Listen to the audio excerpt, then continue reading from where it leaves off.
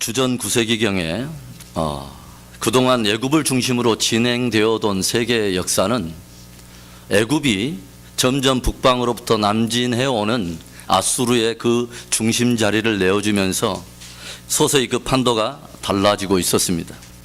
역사의 수면 위에 급부상하면서 떠오른 이 호전적이고도 잔인한 아수르 민족은 닥치는 대로 주변 여러 부족과 나라들을 약탈해가면서 점점 북방으로부터 그 세력을 확장하게 되었습니다.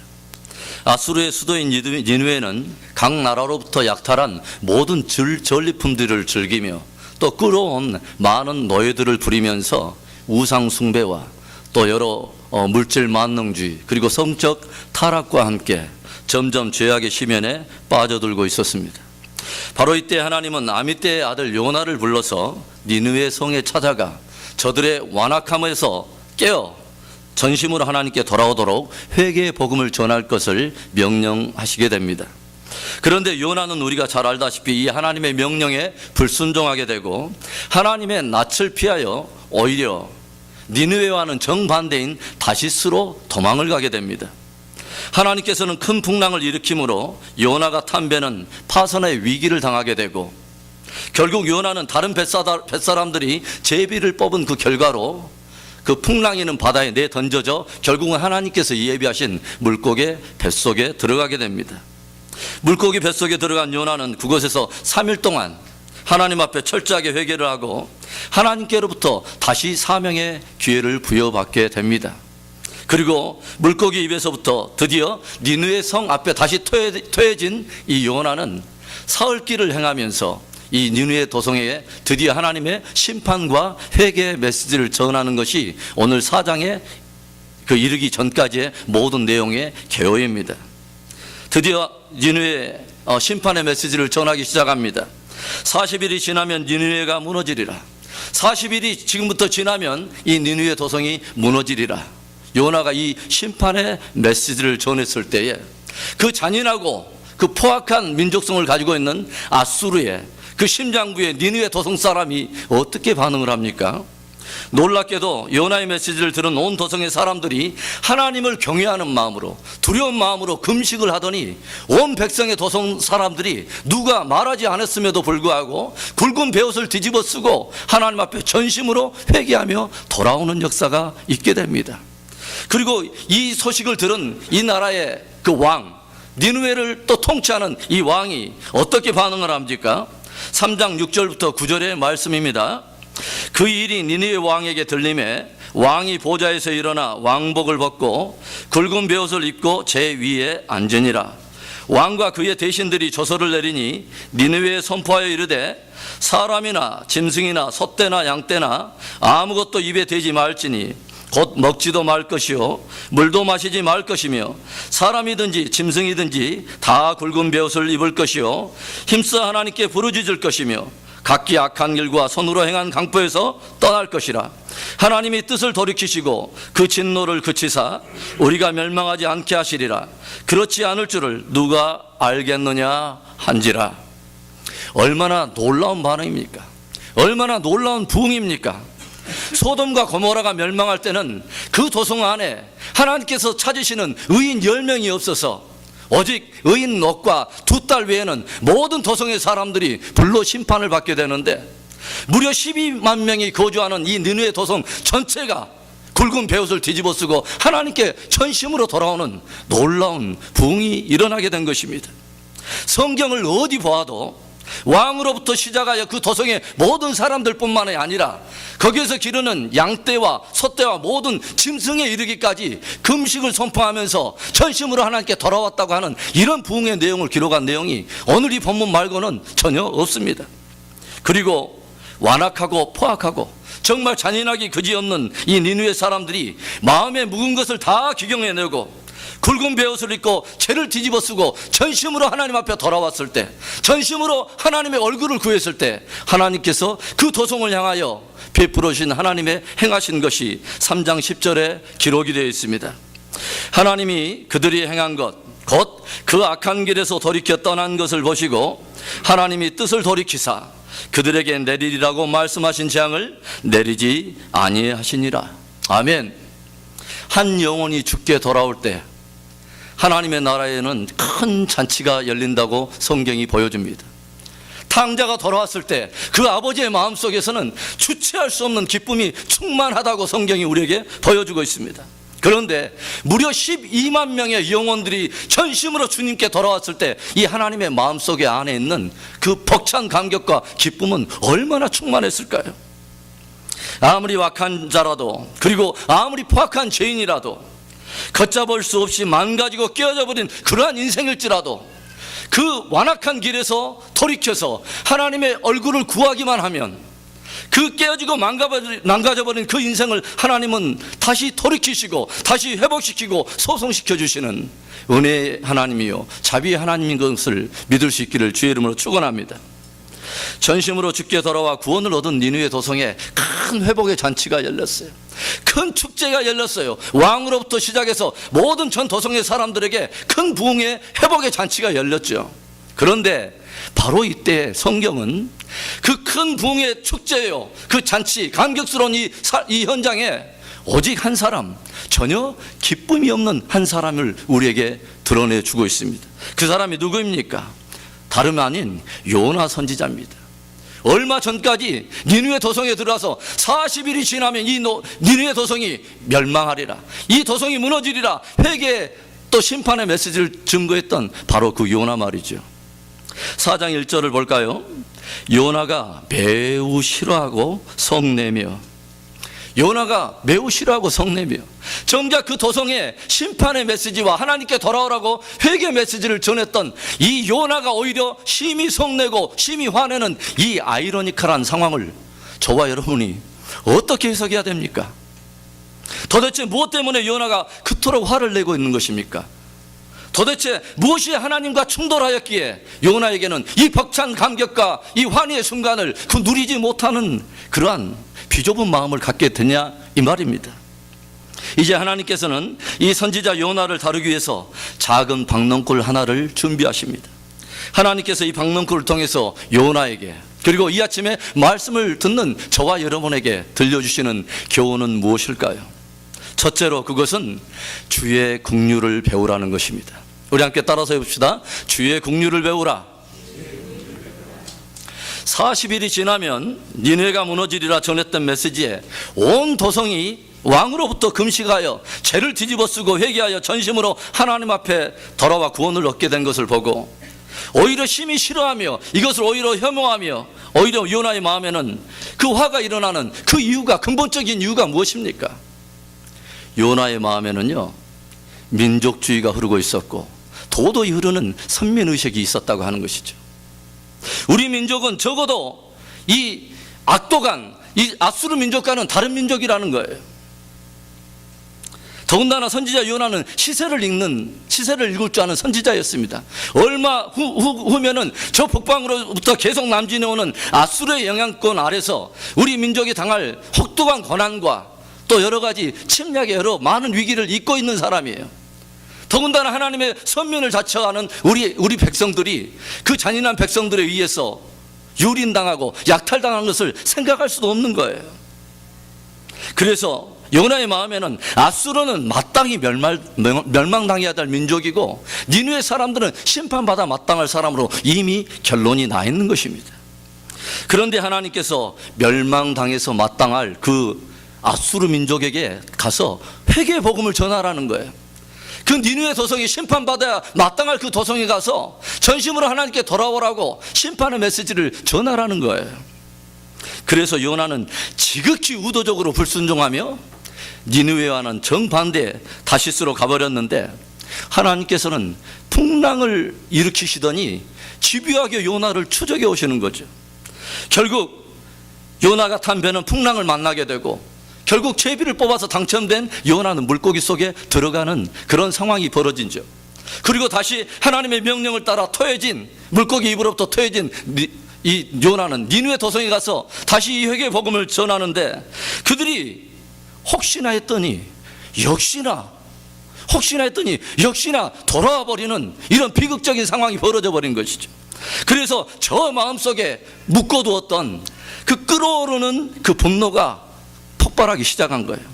그 폭발의 수준이 어느 정도인지 아세요? 2절의 말씀을 보겠습니다. 여호와께 기도하여 이르되 여호와여 내가 고국에 있을 때 이러하겠다고 말씀하지 아니하였나이까?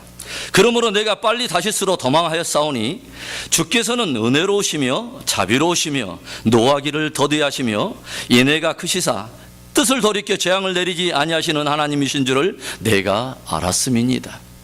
제가 지금 이렇게 평서문으로 이렇게 읽어서 그러지 실제 요나의 그 어조는 절대로 이렇지 않았을 거예요. 요나의 어조는 적어도 이 정도였을까요? 주여, 내가 이럴 줄 알았습니다. 내가 이런 일이 일어날 줄 알고 다시스로 도망한 것인데 이런 잔인한 이방 민족 하나를 따위를 구원하시려고 하나님께서 그렇게 싫다고 도망가는 나를 붙잡아다가 그것도 큰 풍랑을 일으키시고 물고기를 준비하셨다가 많은 사람들 앞에 선지자로서 쪽팔리게 물고기 뱃속에서 3일 동안 처박아 놓더니 결국 하나님, 예 하나님, 참 하나님은 위대하십니다. 예 하나님, 참 자비로우십니다.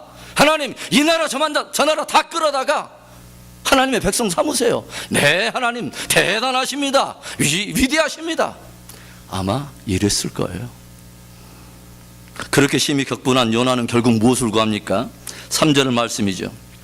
여호와여 원하건대 이제 내 생명을 거두어 가소서. 사는 것보다 죽는 것이 내게 나음이니이다 하니, 하나님 차라리 내 생명 거두어 주세요. 차라리 이런 걸 보면서 사느니 죽는 것이 훨씬 낫겠습니다. 씩씩거리면서 이제는 화가 머리끝까지 치밀은 요나가 이제는 성읍 동편에 가가지고 초막 하나를 짓고 나서 이제는 저 니느웨 도성이 어떻게 되나 보자 하고 눈 뜨러지게 그 도성을 지켜보고 있습니다. 이때 하나님께서는 밤 사이에 박넝쿨 하나를 자라게 하셔서 요나가 머물고 있는 초막을 그늘로 가려 주십니다. 그러자 요나가 뜨거운 햇빛을 가려 그 그늘을 만들어준 이 박넝쿨로 인해서 심히 기뻐합니다. 그런데 그 박넝쿨도 잠깐 하나님이 이튿날 작은 벌레로 이 박넝쿨을 갉아먹게 하심으로 그 박넝쿨은 금세 시들고 말죠. 그리고 하나님이 뜨거운 동풍을 다시 불게 하시고 뜨거운 햇빛이 그 머리에 내려쬐면서 이 요나는 또 어떻게 반응합니까? 그분의 주특기 있지 않습니까? 8절과 9절의 말씀입니다. 해가 뜰 때에 하나님이 뜨거운 동풍을 예비하셨고 해는 요나의 머리에 쪼임에 요나가 혼미하여 스스로 죽기를 구하여 이르되 사는 것보다 죽는 것이 내게 나으니다 하니라. 하나님이 요나에게 이르시되 내가 이 박넝쿨로 말미암아 성내는 것이 어찌 옳으냐 하시니 그가 대답하되 내가 성내어 죽기까지 할지라도 옳으니이다 하니라. 저는 구약의 선지자를 보면서 요나와 같은 선지자가 없다고 생각해요. 영적인 간경화증이 걸리신, 적어도 이 간이 배 밖에 나오신 분, 참 위대한 선지자예요. 하나님 앞에 이렇게 대드는 선지자가 없어요. 하나님, 죽기까지 하더라도 내가 옳습니다. 주여, 내 목숨 거두어 주시옵소서. 이런 선지자가 없어요, 여러분.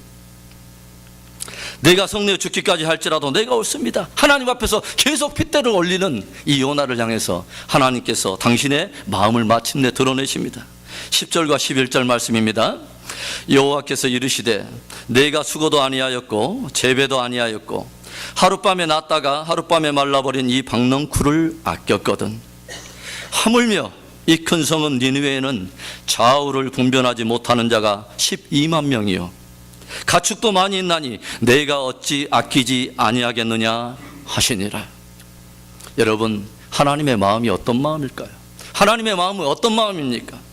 주님의 마음은 아무리 포악하고 악한 자일지라도 저들도 주께로 돌아와서 한 영혼도 멸망치 않고 영생을 얻기를 원하시는, 오래 참으시는 긍휼의 하나님이십니다. 오늘 요나가 놓치고 있는 것이 하나 있어요.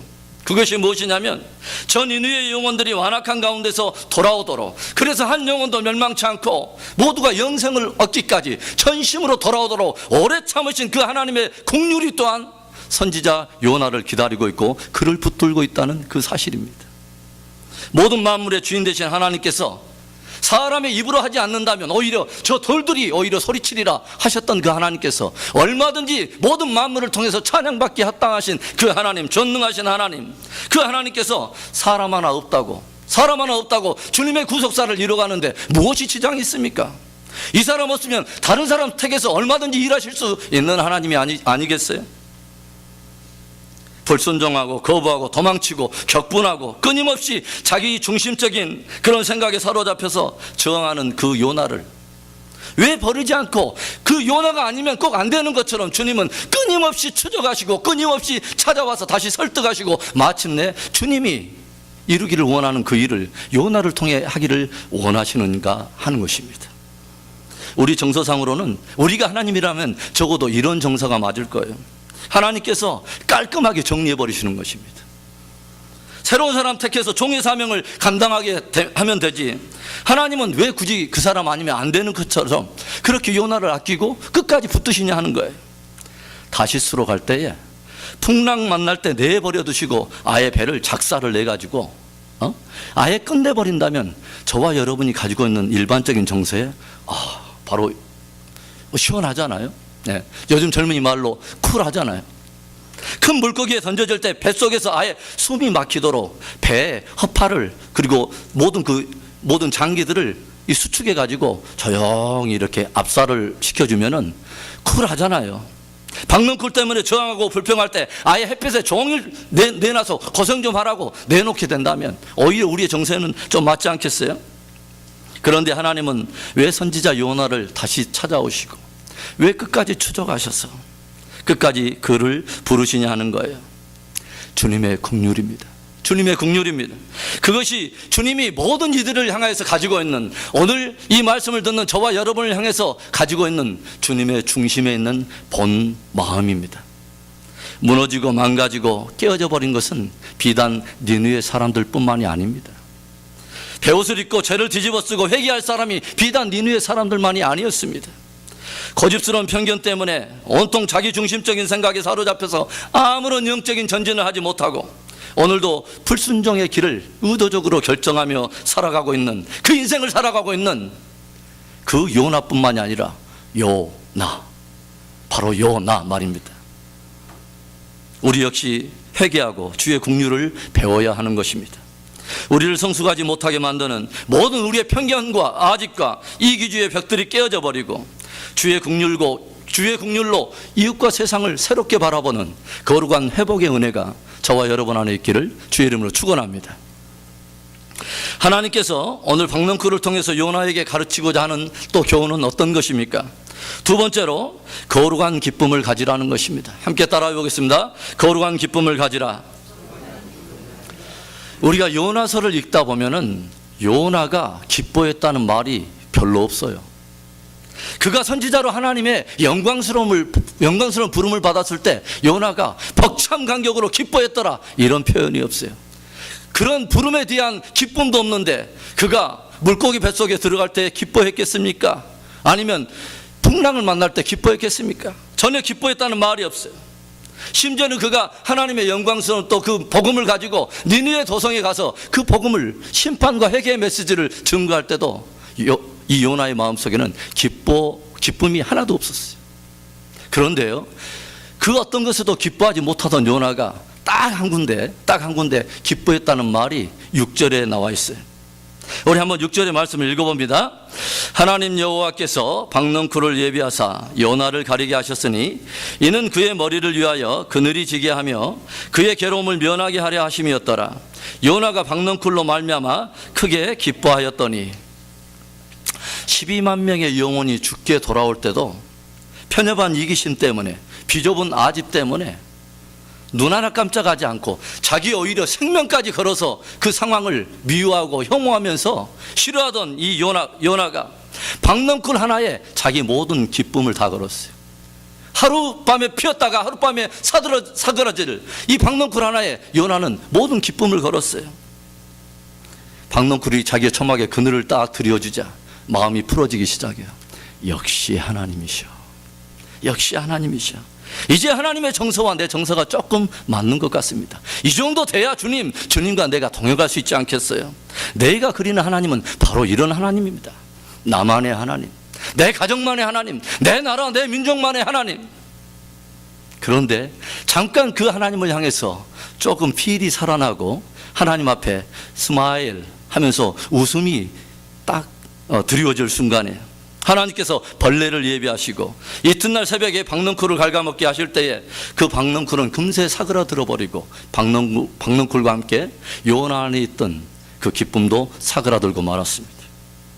여기 박넝쿨은요, 학명으로 보면 팜크리스토라고 되어 있고 히브리 사람들은 이 식물을 키카연이라고 불렀습니다.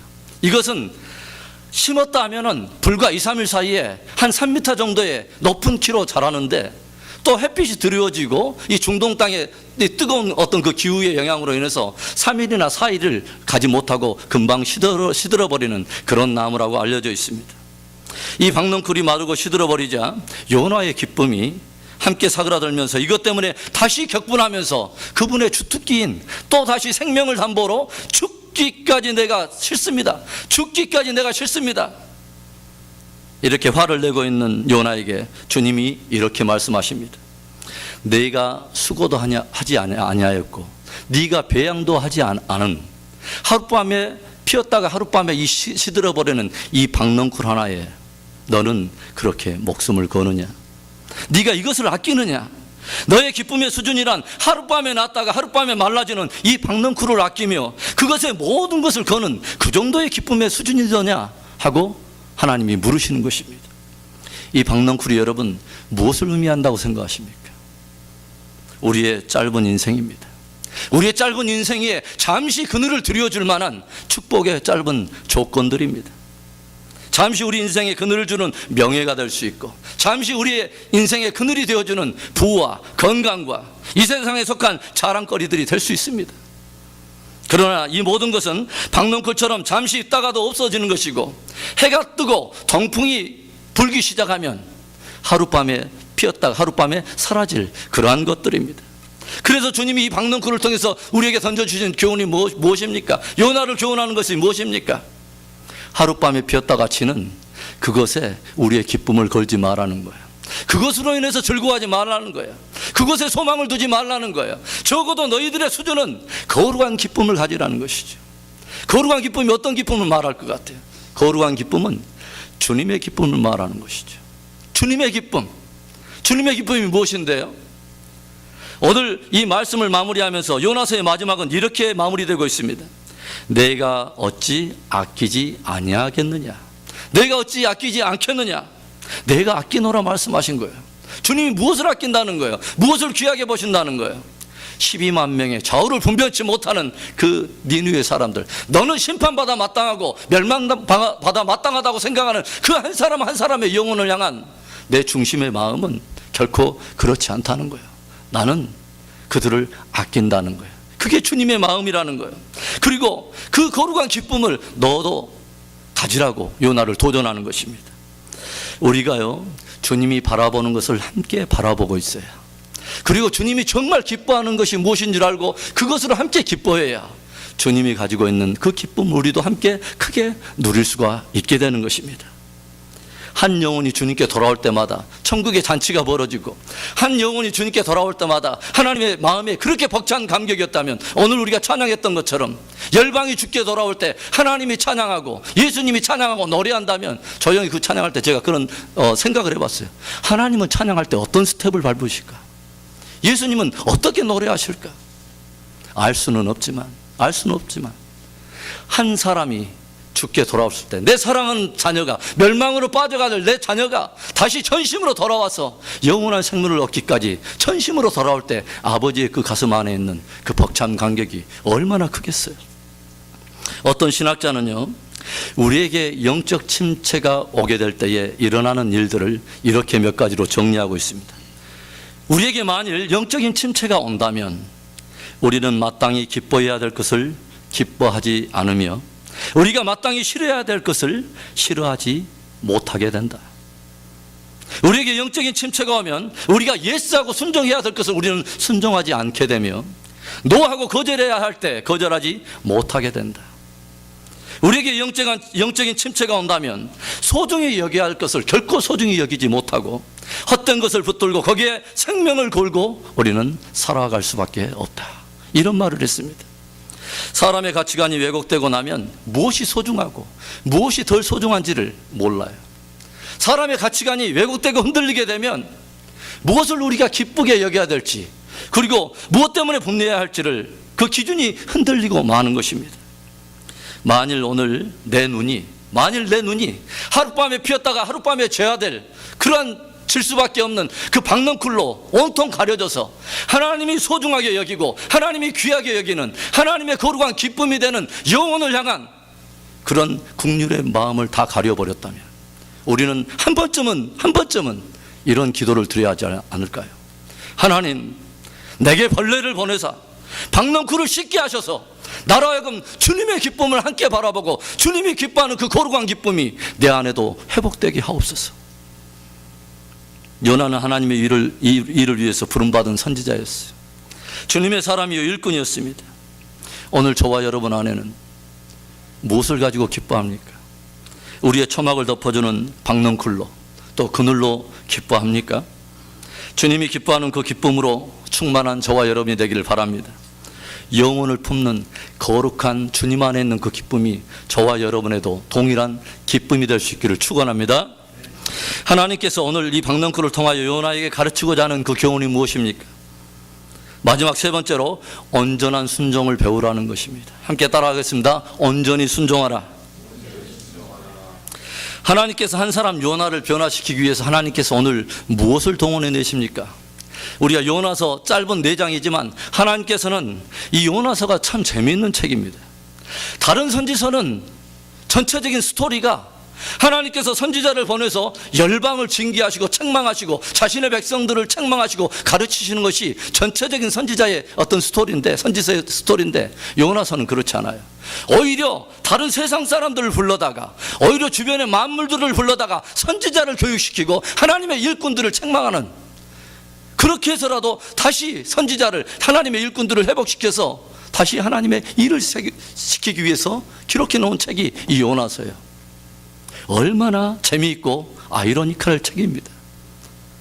그러나 한편으로는 생각해 본다면 얼마나 슬프고 마음 아픈 책입니까? 하나님께서는 불순종하는 요나를 돌아오게 하시려고 거대한 바다를 움직이셨어요. 그리고 또 거스르는 이 요나의 마음을 붙들어주기 위해서 물고기를 준비하십니다. 그리고 편견과 아지 때문에 결코 깨지지 않는 이 요나를 바른 믿음을 가르쳐주기 위해서 하나님은 박넝쿨을 준비하시고 통풍을 준비하시고 벌레를 준비하시고 햇빛을 준비하셨어요. 얼마나 섬세한 주님의 사랑이며 하나님의 그 놀라운 은혜입니까? 이 모든 만물이 주님의 명령 앞에, 이 모든 만물이 주님의 말씀 앞에 모두가 순종하는데 오직 요나서에는 요나라고 하는 선지자 한 사람만이 하나님 앞에 저항하며 불순종하는 모습을 우리에게 보여주는 것이죠. 요나서 1장에 보면요, 풍랑을 만났어요. 그리고 요동하는 배에서 모든 사람들이 그 위기를 만나서 요동치면서 함께 분주하게 움직이고 있는데 그 배에서 유일하게 잠을 주무시고 계시는 아름다운 분이 계세요. 오히려 잠을 자고 있는 선지자를 누가 깨우냐면 선지자가 세상을 깨우고 선지자가 사람들을 붙들어줘야 되는데 세상 사람들이 오히려 선지자를 깨요. 자는 자여 어찌미뇨 일어나라. 어떤 모습을 보여줍니까? 도대체 세상에 돌아가는 상황 속에서 하나님이 말씀하시는 여러 가지 표적과 여러 가지 징조를 통해서 말씀하시는 것을 아무것도 깨닫지 못하고 아무런 사명에 반응하지 못하고 잠을 자고 있는 오늘날 교회와 성도들 또 주의 종들의 모습을 오히려 보여주는 것은 아닌가 하는 생각을 한 번쯤 해보게 됩니다. 주님은 오늘 박넝쿨을 통해서 요나로 하여금 온전한 순종을 배우라고 도전합니다. 주님의 말씀 앞에 바다가 순종했어요. 주님의 말씀 앞에 물고기가 순종합니다. 주님의 권능의 말씀 앞에 박넝쿨이 순종하고 벌레가 순종하고 통풍이 순종하고 광명인 햇빛이 순종해요. 그런데 요나만큼은 순종하지 않아요. 그래서 우리가 요나서를 읽다 보면 화가 나잖아요. 참 선지자치고 대단하다. 해도 너무한다. 선지자가 고작 이 수준이야? 주께 부름받은 일꾼의 수준이 겨우 이 수준이야? 우리가 삿대질도 하고 마음속에 비난도 해보잖아요. 그런데 한참 요나를 삿대질하고 비난하다가 그 요나가 아니라 그 요나가 그 나인 것을 알고 하나님 앞에 회개하게 되지 않습니까? 오늘 요나서를 여러분 집에 가서 한 번쯤 조용히 한번 읽어보시기 바라요. 그리고 정말 하나님께서 이 요나가 누구냐라고 한 번쯤 물으실 때 여러분 한번 거기에 답해 보세요. 요나서는요 4장으로 끝을 맺고 있습니다. 그리고 4장에서 주님께서 뭐라고 말해요? 하룻밤에 피었다가 하룻밤에 질 이 박넝쿨을 네가 아꼈거든. 하물며 니누의 도성에는 좌우를 분변치 못하는 12만의 영혼이 있지 않느냐.